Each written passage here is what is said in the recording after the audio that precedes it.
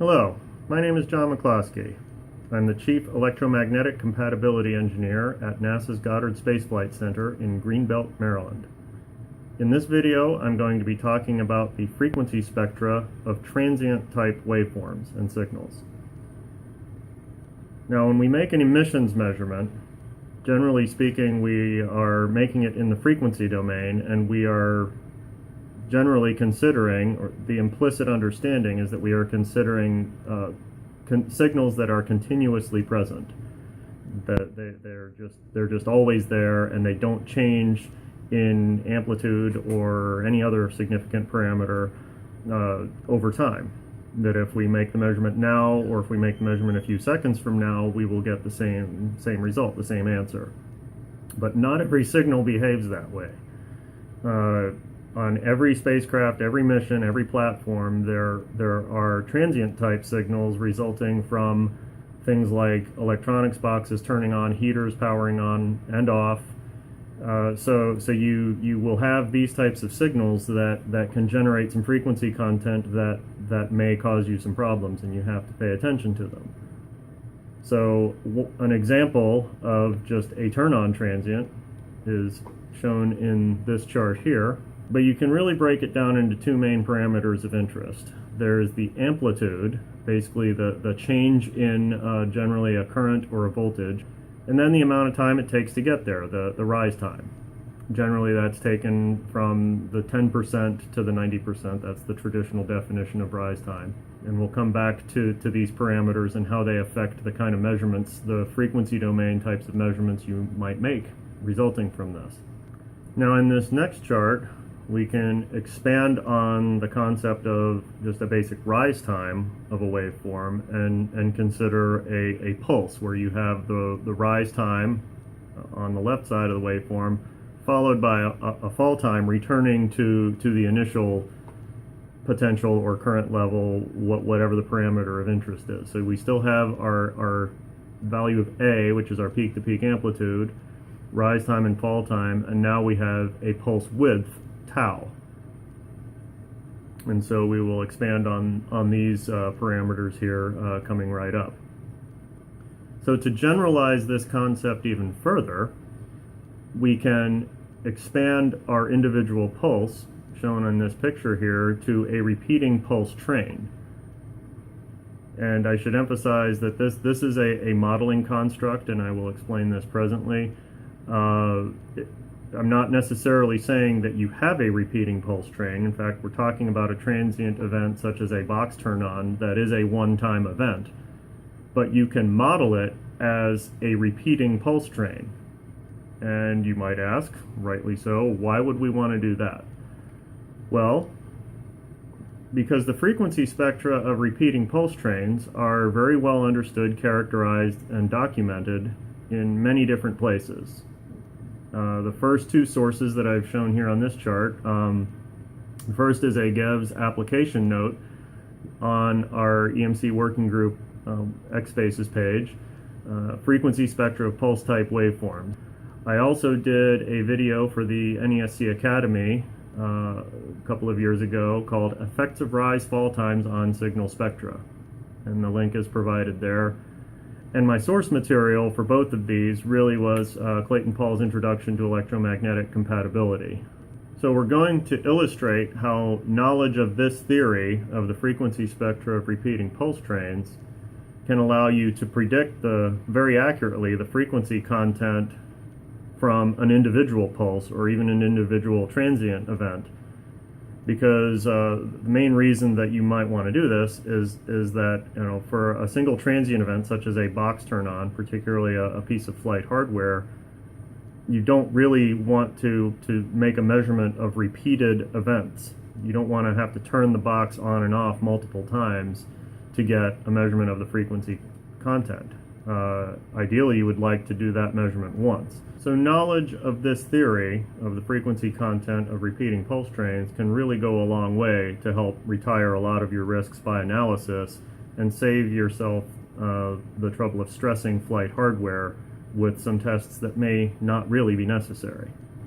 So much of what we're talking about here really concerns the relationship between the time domain and the frequency domain. So the most basic type of signal to illustrate this relationship is a pure sinusoid. On the left side is its time domain representation, like you might see on an oscilloscope. On the right is its frequency domain representation, just showing a pure tone at that frequency, corresponding to the 1 over the period, as you would see in the time domain representation. Now this chart shows what you might call the dual relationship. Basically, if you take that frequency domain representation of a pure tone, but instead put that in the time domain, basically that's an ideal impulse function, which essentially has infinite amplitude and infinitely short duration. And the Fourier transform of that basically gives you a flat response in the frequency domain. Basically all frequencies are equally represented. So this is an ideal construct that we will return to here in just a moment. But this just illustrates this relationship between time domain and frequency domain. So now on this chart, we're looking at a repeating pulse train, what we will call a trapezoidal wave. So it's essentially a square wave with non-zero rise and fall times. And so the parameters of interest are basically the same as before. And now we have the period, basically the reciprocal of the frequency of that repeating waveform. And so from those sources that I listed on the earlier chart, there is a very well understood and characterized relationship between this type of signal in the time domain and its frequency content, its frequency spectrum. And that is illustrated here. And so on this picture on the right-hand side, you have a low frequency plateau. And so the amplitude of that low frequency plateau is shown there as 2 times the amplitude, the peak-to-peak amplitude, times the duty cycle. So tau over t is the duty cycle, and we will be continuing to refer to that here through this video. So there is a first corner frequency corresponding to the pulse width, 1 over pi tau, and above that frequency, the harmonic content starts to roll off at a slope of minus 20 dB per decade. Then there is a second corner frequency corresponding to the rise-fall time, and we generally just assume that the rise and fall times are equal. When you don't do that, the math kind of explodes without much benefit. So the math gets much simpler and really is sufficient for all practical purposes. You just assume tau sub r equals tau sub f. And the net effect there is that for frequencies above 1 over pi times tau sub r, the frequency content, the harmonic content, starts to roll off at the slope of minus 40 dB per decade. So it's a much more significant roll-off above that rise and fall time. So as I've mentioned, this repeating pulse train is an abstraction of the actual problem of interest here. As stated, our problem of interest concerns transients or single pulses. So if we return to a single pulse, we can model a single pulse as a repeating pulse train, but taken in the limit, taken as the pulse width goes to 0, and that the rise time and the period go to infinity, or basically as the repetition rate or the frequency goes to 0. So in these limits, the knee frequency corresponding to the pulse width will go toward infinity, and then the amplitude of that flat portion of the curve shown on the previous chart will tend towards 0. And the net result is that the spectrum will look more and more like that broadband spectrum for an ideal impulse, shown back on chart 6. So if we keep the amplitude, pulse width, and rise time constant, but then we start with some nominal repetition rate and start decreasing it, well, what begins to happen? The duty cycle, tau over t, will decrease proportionally. The amplitude of that low frequency plateau, which will also decrease proportionally, that level will start to go down. But the other thing that counterbalances that is that the spacing of the harmonics will also decrease proportionally. So the harmonics will start to get closer and closer together. So that's a very key point here, that as we decrease the repetition rate, the duty cycle goes down. So basically the entire spectrum will shift downward, but the harmonics will get closer and closer together at the same rate. So the net effect here is that the measured broadband spectrum, using any given bandwidth, if you keep your bandwidth constant, then the total amount of energy in that bandwidth will be constant irrespective of the repetition rate. And that is a good cue for us to go into the lab and demonstrate this very phenomenon. Okay, so we're in the lab and we have a very simple setup here consisting of a signal generator going into an oscilloscope giving us our time domain representation, and then also connected to a spectrum analyzer to give us our frequency domain representation of the same signal. The one thing to point out is the spectrum analyzer gives you no choice but a 50 ohm input. So we want to only terminate in 50 ohms at the very end of the line. So going into the oscilloscope, we're going into this T connector here, and we are going into the high impedance 1 megohm input of the scope, so that we're only terminated in 50 ohms at the very end in the spectrum analyzer. So we close in here on the scope for just a moment. Our basic waveform here has an amplitude of 1 volt peak to peak, and it has a rise time of 4 nanoseconds. You can see here it's 4 nanoseconds per division, and it is approximately 1 division. So our basic waveform here is what's shown, and so the rise time and the amplitude are going to stay consistent through everything that we're doing. The only parameter that is going to change here is going to be the repetition rate. So right now we're starting with a repetition rate of 1 megahertz. So you can see it's a nice steady repetition rate of 1 megahertz. And so we're going to be lowering the repetition rate from here, gradually getting as close to 0 as is practical to see what happens to the frequency content. So now we come over here to the spectrum analyzer for our frequency domain representation. And we're looking at just a representative span starting at 30 megahertz and going up to 50 megahertz. That's the window we'll be using for everything we're looking at here in this video. And per mil standard 461, the default measurement bandwidth from 30 megahertz up to 1 gigahertz is 100 kilohertz. So that is the measurement bandwidth that we are going to be using here throughout everything in this demonstration. So what you can see is that, the frequency spectrum consists of a repeating series of harmonics spaced at 1 megahertz intervals, which is exactly as expected. That is our repetition rate, that is our fundamental frequency, so we would expect our harmonics to be spaced at 1 megahertz. And our 100 kilohertz bandwidth is sufficient to resolve each one of those components. We can very clearly see an individual peak at each one of those frequencies. And before I start changing anything, I will point out that the envelope of this spectrum is hanging right around 80 dB microvolts across this short span.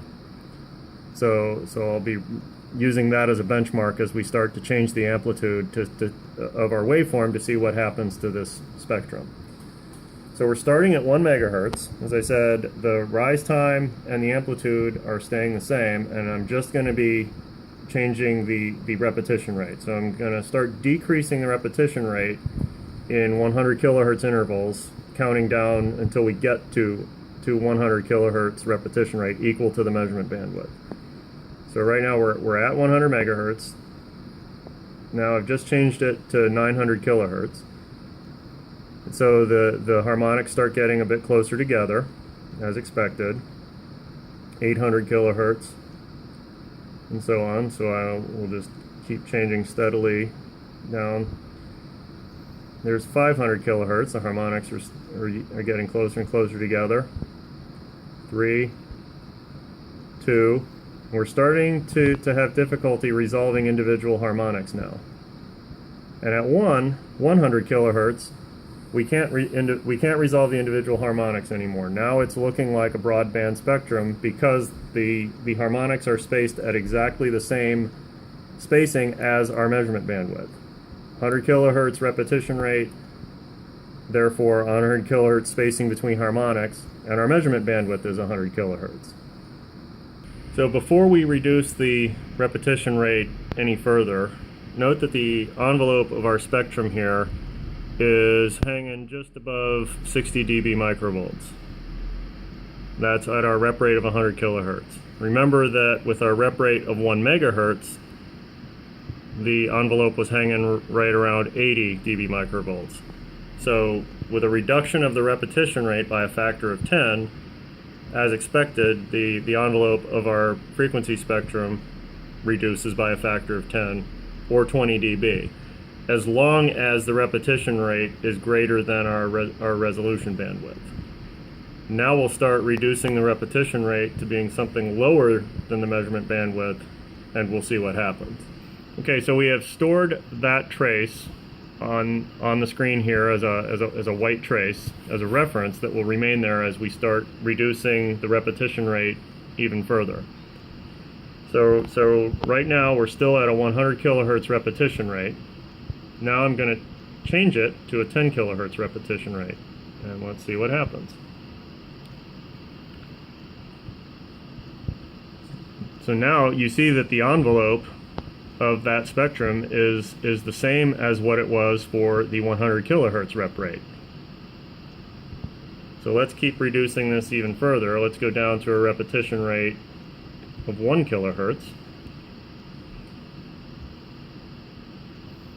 And you can still see here, basically what's happening is that the spectrum analyzer is just capturing whatever it can in an individual sweep. And it's just capturing whatever frequency content it happens to hit in that individual sweep. So you're seeing these individual peaks that seem to be moving around. But what will get more interesting is when we go into max hold mode. And very quickly, the screen will fill up to show the same envelope that we had with the original 100 kilohertz repetition rate. And you see that only took a few seconds to fill up the screen to show that it's exactly the same frequency content as what we had with the 100 kilohertz repetition rate. So now when we reduce the rep rate even further to 100 hertz, we can see while we're still in the normal, not quite real-time update mode, those individual peaks that the spectrum analyzer just happens to be capturing when it can still are appearing underneath that envelope that we see. But again, let's make things more dramatic going into max hold mode. And it becomes much more apparent that as the screen fills up, the envelope again is exactly the same as what we had with the 100 kilohertz repetition rate.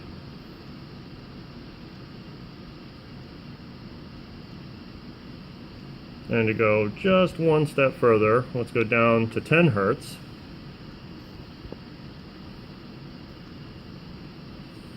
Okay, so now with the 10 hertz repetition rate, we're getting far less frequent hits, as it were. The spectrum analyzer has far fewer opportunities to actually capture any content, so we really need to go to max hold to have any hope of seeing anything here, really.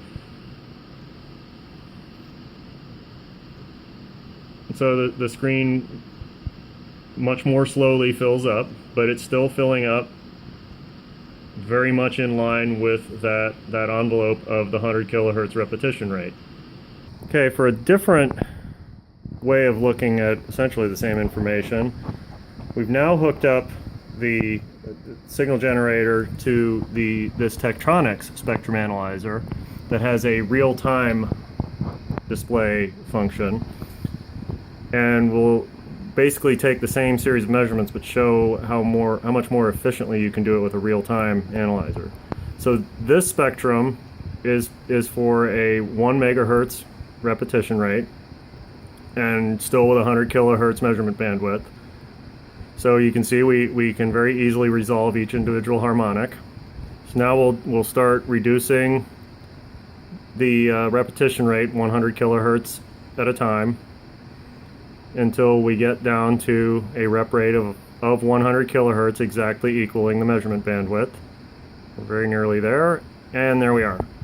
So we are now at a repetition rate exactly equaling the measurement bandwidth of 100 kilohertz, and we see that the envelope looks very similar to what we had with the other spectrum analyzer. And when we've reduced the rep rate by a factor of 10, the envelope has gone down by 20 dB, so just as before. Okay, so we have stored that envelope trace, basically the yellow line that's on top of everything here. We're still at our 100 kilohertz rep rate. So now we're going to reduce the rep rate down to 10 kilohertz. You can see the envelope is exactly the same. And the real-time capture capability of this spectrum analyzer enables us to see that very quickly, much more efficiently than with the Roden-Schwarz analyzer. And that gets more dramatic as we reduce the rep rate further. So let's now go down to a 1 kilohertz repetition rate. Still very clearly the same spectrum. Now let's go to 100 hertz. Okay, it's still very clearly the same envelope. It's now happening less frequently, as we can see from the real-time display here, but it's still very evidently staying within that same envelope as what we saw with the 100 kilohertz rep rate. Now let's see how much further down we can go. Okay, so now we'll go down from 100 hertz in, let's say, 10 hertz increments.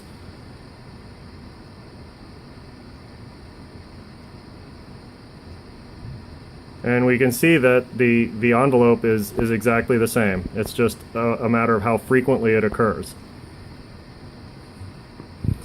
Now the blue lines are getting a little hard to see, but they very clearly are coming up and touching that stored yellow trace for the 100 kilohertz rep rate. So this is an excellent illustration of how the actual frequency content of an individual pulse does not change according to the repetition rate, which kind of stands to reason. All that really changes is how frequently it occurs, but the actual frequency content does not change for an individual pulse. And that is a very powerful thing to know if you want to use this analytical tool for predicting the frequency content of an individual pulse. So what have we learned here?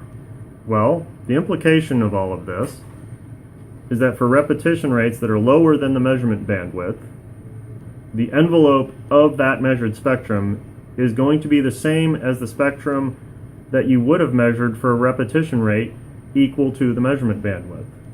We just demonstrated that for a measurement bandwidth of 100 kilohertz, that when the repetition rate is decreased below 100 kilohertz, the measured spectrum stays the same. So that means that the broadband spectrum from a single pulse may be predicted using this three-line model and assuming an effective repetition rate equal to the measurement bandwidth. That's an effective repetition rate. We know it's not a real repetition rate. We're talking about a single pulse or maybe some pulse that's occurring sporadically. But you can assume an effective repetition rate equal to your measurement bandwidth. In our case, it was 100 kilohertz. So you would just have to use whatever the measurement bandwidth is in the frequency range of interest. But you can assume an effective repetition rate equal to the measurement bandwidth, and then you can use this three-line model to predict what that frequency content would be based on, say, a measured signal on an oscilloscope of the rise or fall time of your signal of interest, of your box turn on, your heater turn on, what have you. So the test portion of addressing this concern would simply be an inrush current measurement for example, of your device under test, and then you can take that turn on transient measurement and apply this analysis to it, and basically retire that concern by analysis without having to do a whole bunch of box turn on transients and thereby stressing your hardware and possibly making project managers more nervous than they need to be. So this information presented in this video, I hope you will find useful for being able to apply to problems that you face on your platform for addressing frequency spectra of transient or pulse type events. My name is John McCloskey. I hope you found this useful. Thank you very much for watching, and talk to you again soon.